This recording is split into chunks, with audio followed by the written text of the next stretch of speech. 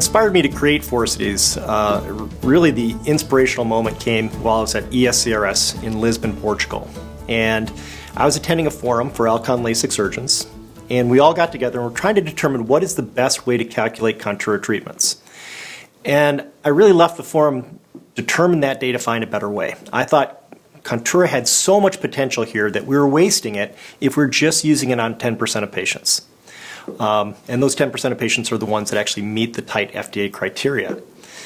So the following day, fate intervened. And I was supposed to take a tour of Lisbon, Portugal, and instead my tour bus got diverted over to a place called Cabo da Roca.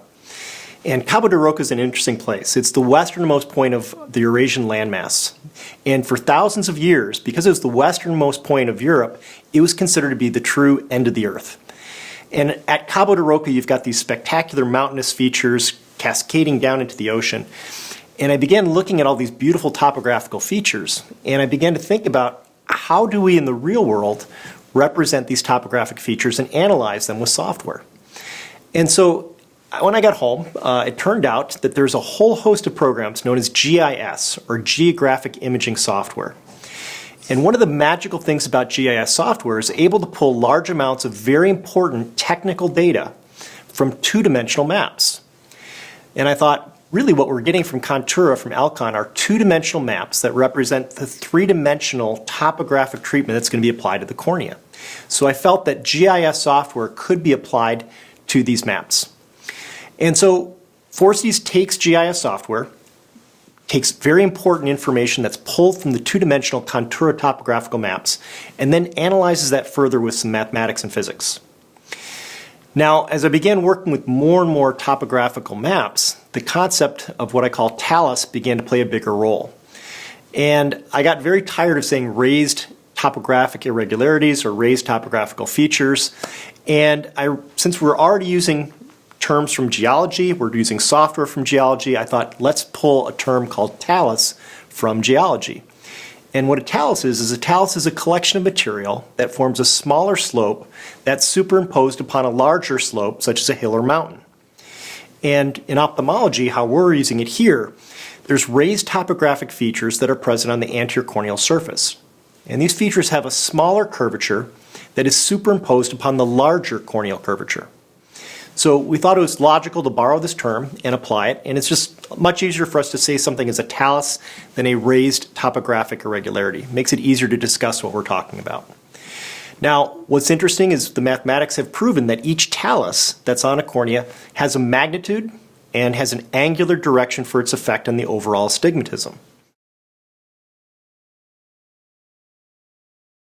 Well, it's been true since the beginning. All refractive surgery is based on an accurate manifest refraction in the clinic. Next, a Scheimpflug device, such as a Pentacam or Galli G4, is used to determine the anterior and posterior corneal astigmatism. Now, the Vario uses Placido disc technology, and the Vario anterior corneal astigmatism data is brought into the Alcon Contoura planning laptop and analyzed using Alcon's proprietary software. Phorcides uses both the Vario Placido disc anterior corneal astigmatism data as well as the Scheimpflug anterior corneal astigmatism data. And the reason it looks at both is that during development of Phorcides, I discovered that the radius of the primary main talus, the radius to its corneal center, influences each device differently. And depending upon the radius of the largest talus, sometimes the Scheimpflug device is more accurate. In other cases, depending upon the radius of the largest talus, sometimes the Placido disc device is more accurate. And it's critical that the correct anterior corneal astigmatism be used. So Phorcides does this for the user. It determines this based on algorithms and based on looking at the radius of the talus to the corneal center. Once a treatment is calculated, the user sets the treatment sphere and cylinder to 0 on the Alcon Contoura planning laptop. When you set the sphere and cylinder to 0, what you're doing is creating a map of the purely topographic features of the cornea that are going to be treated. And this topographic map is then brought into Phorcides for analysis with its GIS software. So the answer to this is that a nomogram is actually fairly simple. Nomograms are simple algebraic formulas derived from what's called regression analysis. And Nomograms provide a very basic look at the average global data for a refractive surgeon. Now, Phorcides does use a proprietary nomogram to make sure the spherical treatment of the eye adheres to the average results. For example, it reduces the recommended amount of sphere as levels of myopia rise. But this is really the smallest part of what Phorcides does.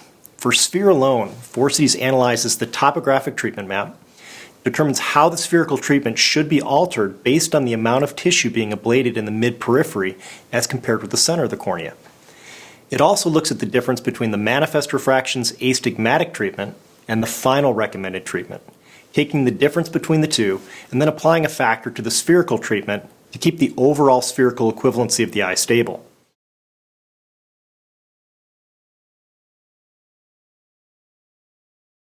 Well, besides Phorcides, there's a couple other main methods that are used to calculate Contoura treatments. One of them is the half and half or 50-50 method. The other one is Lyra. And finally, there's TMR. Since results treating solely off the manifest refraction astigmatism were not optimal, Dr. Wexler devised a method in which he'd treat 50% of the difference in magnitude between manifest and measured, but on the measured axis. And this is what's known as the half and half method. This method is safe, yields very good results. One will almost never flip an astigmatic axis using the 50-50 method. Before this method, treating fully off the measured anterior astigmatism magnitude and axis improved results over manifest, but would at times yield unpleasant results, such as a flipped astigmatic axis. However, this half and half method often leaves behind some untreated astigmatism, and thus results in some residual refractive errors that can pull down the overall uncorrected visual acuity. Another way surgeons plan for Contoura is Lyra, introduced by Dr. Motwani. In Lyra, a surgeon will enter the topalizer variomeasured astigmatism magnitude and axis as displayed by the Contoura planning laptop.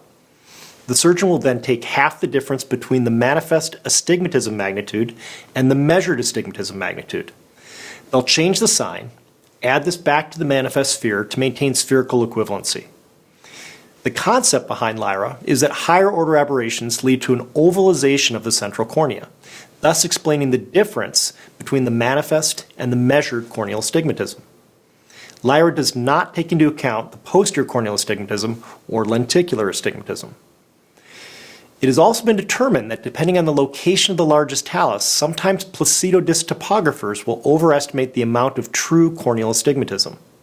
This is why Phorcides uses both a placido disc and a Scheimpflug device to look at the true anterior corneal astigmatism. Phorcides software looks at the magnitude and location of the talus and determines which device is more accurate for each particular eye. The final method that is out there to plan Contoura treatments is Dr. Kanellopoulos' TMR, which treats completely off the measured anterior corneal astigmatism, the topography modified refraction, or TMR. Developed by Dr. John Kanellopoulos, this brilliant insight led surgeons to realize the importance of correcting the complete anterior corneal measured astigmatism if you are to correct the anterior corneal topographic irregularities as well. The results of TMR were better. They were better than treating off the manifest refraction when using Contoura. However, there are cases in which treating the full TMR led to the astigmatic axis being flipped after surgery. In other cases, residual astigmatism remained that kept patients from their best vision. After seeing the results of TMR, some surgeons began to treat 50% of the difference between the manifest and the measured astigmatism. This technique was appealing in its simplicity, and it was conservative, so it wouldn't result in a flipped axis in most cases. However, at its heart, this technique is a guess. You're guessing that 50% of the difference is what's correct. You're guessing at what the best astigmatic axis and magnitude should be. And so it was felt that there was a better answer out there, one that was based on logic, mathematics, and optical physics. And this was the objective that led to the birth of the Phorcides software.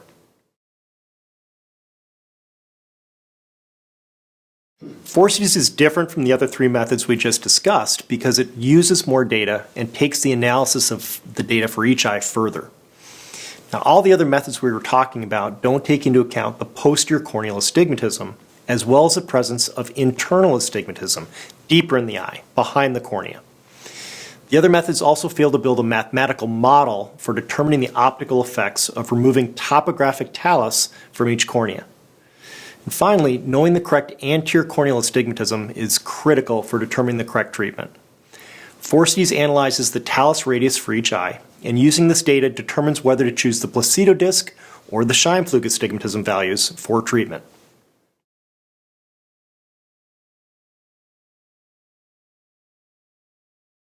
Now, astigmatism treatments, both magnitude and axis, undergo even greater analysis. Talus, or topographic irregularities on the cornea, actually drive adjustments to astigmatism treatments. And Phorcides uses geographic imaging processing to look at these taluses, determine their size, determine their optical effects on the astigmatism. In addition, contributions from internal astigmatism, say from lenticular, are then mathematically calculated as well. Every eye is different. Every eye has its own unique corneal topographic and internal optics. And this needs to be considered on its own for each eye and not as a globally average eye. So with so many variables at play, advanced algorithms are really needed to parse the data, derive the correct treatment decision for the surgeon. Now, the very first computers ever made were called analytic engines. And so for me, as I was trying to find a name for this, nomograms were far too simple. And so I reached back into history and I said, let's call this what it is. It's an analytic engine that's really assisting the surgeon with artificial intelligence. Internal astigmatism is not a measured value, as currently there's no known device in the world that can measure lenticular and thus internal astigmatism. Rather, this value is calculated, and it's calculated via vector subtraction after the software compares vectors from manifest astigmatism, what the patient is preferring to see in the clinic, versus anterior and posterior corneal astigmatism and talus vectors.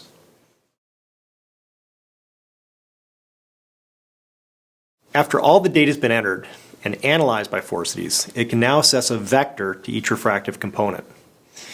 A vector has both a magnitude and a direction, and this is why vector analysis is so well suited to working with astigmatism. Using vector addition mathematics and advanced algorithms, the correct sphere, cylinder, and axis of a topographic treatment are determined and displayed to the user. So as a surgeon, it was really important to me that Phorcides be very efficient. And one of the nice things about Phorcides is you can calculate a treatment in actually under 10 seconds. So I am faster calculating treatments with Phorcides than I am in using, let's say, an online nomogram. There's going to be some work on behalf of the technicians. The technicians were going to have to work with the Pentacam or Galilei G4. They're going to need to import these files from these devices into the Phorcides software. But once this is done, once all this information is in Phorcides, Phorcides actually makes the surgeon very efficient, even more efficient than what they're used to.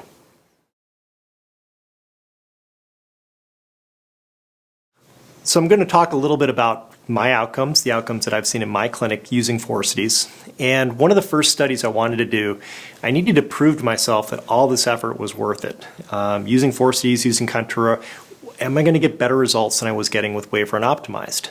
And to prove this to myself, I did a small study looking at 34 patients where we treated a Phorcides planned Contoura treatment in one eye, and the contralateral eye would receive a Wavefront Optimized treatment.